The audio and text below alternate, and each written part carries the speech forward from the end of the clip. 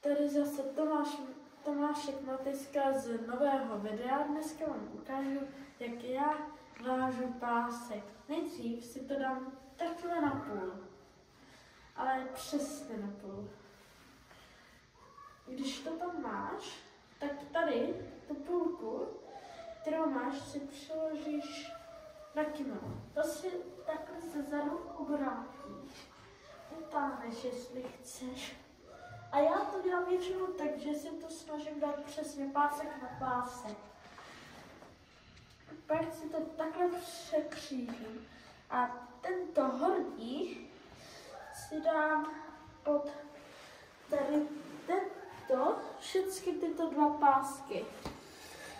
Pak si to, jestli chcete, tak si to utáhněte. A jak to mám takhle, já ukážu dva způsoby. Nejdřív je takhle, klasický. Mně se občas taky plete. Klasický. A teďka ukážu ten, který dělají většinou trenéři z juda, že takhle to mám, ale teďka neudělám.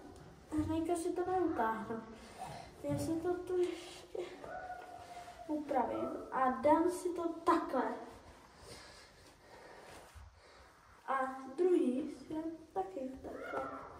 Většinou si mě to povolá, ale to nevadí. Pak si to, když taky, jestli chcete upravit, já si to většinou takhle ještě upravuju. A mám svůj uvázaný pásek. Jestli